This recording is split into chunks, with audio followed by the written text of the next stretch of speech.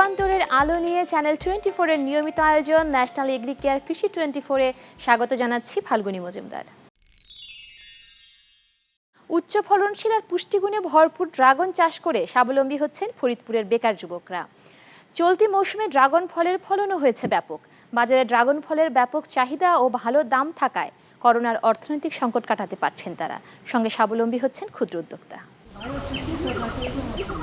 পাটের জেলা ফরিদপুর, তবে সময়ের পালাক্রমে সোনালী আঁশের আর খুব একটা কদর না থাকলেও এখানকার অনেকেই এখন ঝুঁকছেন ড্রাগন ফল চাষে। ক্যাকটাস প্রজাতির এ ফল চাষে আগ্রহী হচ্ছেন এলাকার অনেক শিক্ষিত তরুণ। ফরিদপুরের মাটি এবং আবহাওয়া এ ফল চাষের জন্য বেশ উপযোগী। আমার এই বাগানের বয়স হচ্ছে এখন 17 মাস, তো আমি 8 মাসেই প্রথম ফল পেয়ে যাই। তো ওই সময় অল্প কিছু ফল আসবে, তো এটা দ্বিতীয় বছরে আশা করতেছি যে 1000 কেজি বেশি ফল আসবে। 1 কেজির দাম লোকালি আছে 650 থেকে 700 টাকা, আমরা পাইকারি 400, 450, 500 বিক্রি করতেছি। তো এর থেকে বোঝা যাচ্ছে যে আসলে আমরা সাকসেসফুল। ড্রাগনে সুগারের পরিমাণ কম থাকায় ডায়াবেটিস ও হৃদরোগীদের জন্য উপকারী। প্রচুর ভিটামিন সি বা অ্যাসকর্বিক অ্যাসিড থাকায় এটি বাড়ায় দেহের রোগ প্রতিরোধ ক্ষমতা। টক মিষ্টি স্বাদের ড্রাগন ফলে হরেক রকম পুষ্টি উপাদান থাকায় বিদেশি ফলটি জনপ্রিয় হয়ে উঠছে বাংলাদেশেও। এই বাগানে ভালো ফলন আছে এবং ভালো ফল রোগের কাজ করে, ডায়াবেটিস এবং অন্যান্য রোগের জন্য উপকারী। এই ফলটা আমাদের দেশে নতুন, আর এটা থেকে আমরা পুষ্টি চাহিদা অন্যান্য ফলের থেকে অনেক বেশি পেতে পারি। জেলা কৃষি সম্প্রসারণ অধিদপ্তর বলছে, ফরিদপুরে বিভিন্ন জায়গায় প্রতি বছরই গড়ে উঠছে ড্রাগন ফলের নতুন নতুন বাগান। চাষিদের প্রশিক্ষণ সহ অন্যান্য সহযোগিতার আশ্বাসও দিচ্ছেন তারা। স্থানীয়ভাবে এটি বাজারজাত করা সম্ভব হচ্ছে এবং আমরা আশা করব যে যদি কোনো শিক্ষিত বেকার তরুণ তারা যদি এই ড্রাগন ফলটি চাষ করে স্বাবলম্বী হতে চান, অর্থনৈতিকভাবে লাভবান হতে চান, তাহলে কৃষি সম্প্রসারণ অধিদপ্তরের পক্ষ থেকে আমরা প্রস্তুত রয়েছি সব ধরনের সহযোগিতা করার। সব সময় যে কোনো পরিস্থিতিতে আমরা কৃষকের পাশে আছি। সরকারের সহায়তা ও সঠিক দাম পেলে আগামীতে এ জেলায় ড্রাগন ফল চাষ আরও বাড়বে বলে মনে করছেন এই অঞ্চলের কৃষক ও উদ্যোক্তারা। হাসানুজ্জামান, চ্যানেল 24, ফরিদপুর। ছাগল ভেড়ায় পিপিআর সংক্রমণ করলে নেই নিস্তার, তাই পিপিআর রোগ মানেই চাষিদের আতঙ্ক। প্রাণী সম্পদ বিজ্ঞানীরা বলছেন, এই রোগ ঠেকাতে হলে নিয়ম মেনে দিতে হবে টিকা, আর আক্রান্ত হলে দিতে হবে চিকিৎসা। মুখে ঘা, জ্বর এবং শ্বাসকষ্ট সবই দেখা দিয়েছে ছাগলের। গবেষণা বলছে, মরণঘাতী পেস্টিডিস বেটিস রুমিন্যান্টস ভাইরাসের সংক্রমণেই ছাগলের এই রোগ, যা পিপিআর নামে পরিচিত। প্রাদুর্ভাবও ভেড়ার চেয়ে ছাগলে বেশি। 1942 সালে আইভরি কোস্টে সর্বপ্রথম এই রোগ দেখা দেয়। তাদের কাছে রোগটি কাটা নামে পরিচিত। বর্তমানে 70টি দেশে ছড়িয়ে পড়া ছাগলের এই প্লেগ বাংলাদেশে শনাক্ত হয় 1993 সালে মেহেরপুরে। প্রাণী সম্পদ বিশেষজ্ঞরা বলছেন, জীবাণু শরীরে প্রবেশের 3 থেকে 6 দিনের মাথায় এ রোগের লক্ষণ প্রকাশ পায়। শরীরের তাপমাত্রা হঠাৎ বেড়ে 105 থেকে 107 ডিগ্রি ফারেনহাইট পর্যন্ত হয়। হতে পারে ডায়রিয়াও। ছাগলের নাক, মুখ, চোখ দিয়ে তরল পদার্থ বের হয়। ধীরে ধীরে তা শুকিয়ে নাকের ছিদ্র বন্ধ করে, ফলে বাড়ে শ্বাসকষ্ট। মুখ ও চোখের পাতা ফুলে যায়, দাঁতের গোড়ায় মাংসপেশিতে ঘা হয়। তাছাড়া দাঁতের ফাঁকে, মুখের তালুতে, ঠোঁটে, জিহ্বায় তৈরি হয় ক্ষত। অল্প বয়সী প্রাণীতে পিপিআর বা প্লেগের সংক্রমণ সবচেয়ে বেশি। তবে আক্রান্ত ছাগল গর্ভবতী হলে গর্ভপাতের সম্ভাবনা থাকে। অসুস্থ হওয়ার 5 থেকে 10 দিনের মাথায় প্রাণীটি মারাও যেতে পারে। প্রাণী চিকিৎসকরা বলছেন, দেহের বাইরে পিপিআর জীবাণু বেশিক্ষণ না টিকলেও রোগটি ছোঁয়াছে। আক্রান্ত প্রাণী থেকে নিঃসৃত তরল, হাঁচি ও কাশির মাধ্যমেও ছড়াতে পারে এই রোগ।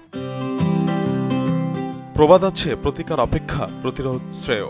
তাই পিপিআর রোগের ক্ষেত্রেও প্রাণী সম্পদ বিশেষজ্ঞদের একই পরামর্শ। তারা বলছেন, নিয়ম মেনে দিতে হবে টিকা। আসার কথা হলো, দেশে সরকারিভাবেই দেয়া হয় পিপিআর রোগের টিকা, যার জন্য খামারিদের যোগাযোগ করতে হবে উপজেলা প্রাণী সম্পদ অফিসে। কোনো ধরনের ভ্যাকসিন আমরা সাজেশন করি না, যে পশুটা যদি অসুস্থ কোনো কারণে থাকে, তবে নিয়মিত টিকা আমাদের প্রদান অবশ্যই করতে হবে এই রোগটা প্রতিরোধের জন্য। তবে রোগটি ছড়িয়ে পড়লে আলাদা করতে হবে আক্রান্ত ছাগল বা ভেড়াকে।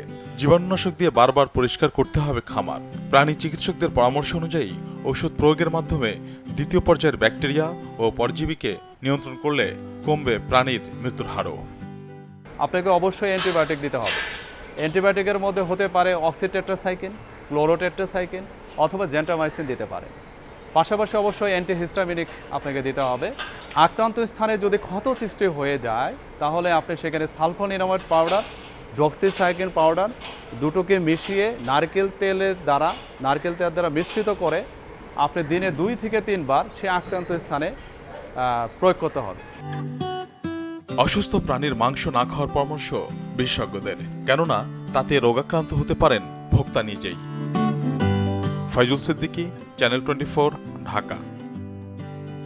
দর্শক, ন্যাশনাল এগ্রিকেয়ার কৃষি 24 এর সময় হয়েছে একটা বিরতি, আমাদের সঙ্গেই থাকুন।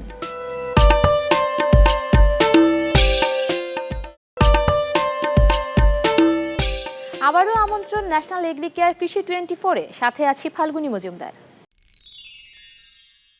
দর্শক, আসছে ঈদুল আজহাকে কেন্দ্র করে কোরবানির পশুর হাট নিয়ে আছে আমাদের নিয়মিত আয়োজন। আজ চট্টগ্রাম জেলার প্রখ্যাত পশুর হাট বিবির হাটের কোরবানির পশুর বিক্রি কিনে নিয়ে আদ্যপান্ত জানাচ্ছেন জুবায়ের হোসেন, ক্যামেরায় আছেন হারুনুর। আর আগামী পর্বে দেখবেন চাঁদপুরের প্রখ্যাত সফরমালী কোরবানির পশুর হাটের চালচিত্র। বাংলা নাম ডেলো মাদার, তবে কেউ বলে ডেফল, ডেউফল, ডেহুয়া, ডেউয়া চাম বা ডেউয়া। বাহারি নামের এই ফলের গুণও অনেক বেশি। কাঁচা ডেউয়া টক এবং ক্ষুধানাশক হলেও পাকলে তা ক্ষুধাবর্ধক। পুষ্টিবিজ্ঞানীরা বলছেন মধুর অম্ল রসযুক্ত পাকা ডেউয়া অরুচি ও পেটের বায়ুনাশে অমৃত। শুধু তাই নয়, পিত্ত এবং যকৃতের জন্য উপকারী।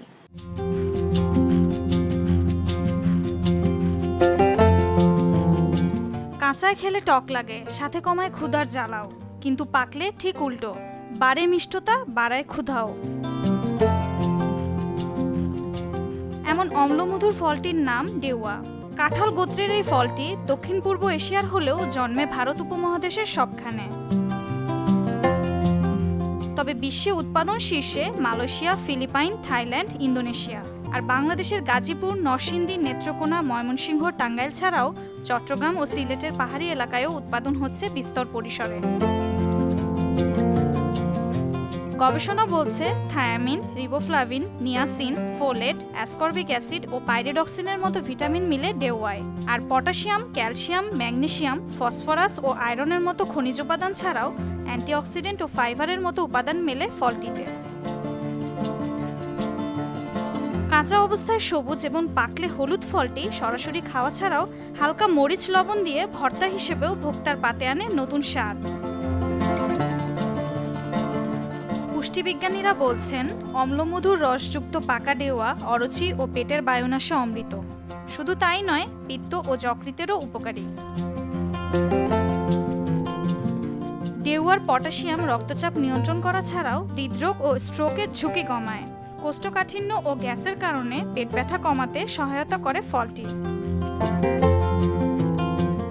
পাকা ফল ত্বকের রুক্ষতা দূর করে এবং ব্রণ সারাতেও কার্যকরী। আর তৃষ্ণা মেটাতে, মানসিক চাপ কমাতে, ওজন নিয়ন্ত্রণেও বেশ উপকারী।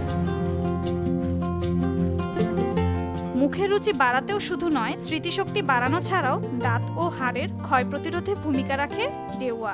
যদি আমরা ডেউয়া নিয়মিত খাই তাহলে কিন্তু আমাদের ধরেন হাড়ের ক্ষয়রোধ হয়, দাঁতের এনামেল ভালো থাকে। আর ভিটামিন সি থাকাতে এটা আমাদের রোগ প্রতিরোধ ক্ষমতা সে বাড়িয়ে তোলে, হজমের সহায়ক, পরিপাকতন্ত্র ভালো রাখে। তাছাড়া ডায়াবেটিস নিয়ন্ত্রণ করে, পটাশিয়াম আছে যার জন্য আমাদের রক্তচাপ নিয়ন্ত্রণ করে। তবে অ্যাসিডিটির সমস্যায় পরিমিত পরিমাণে খেতে হবে ফলটি, এমনটাই বলছেন পুষ্টিবিদরা।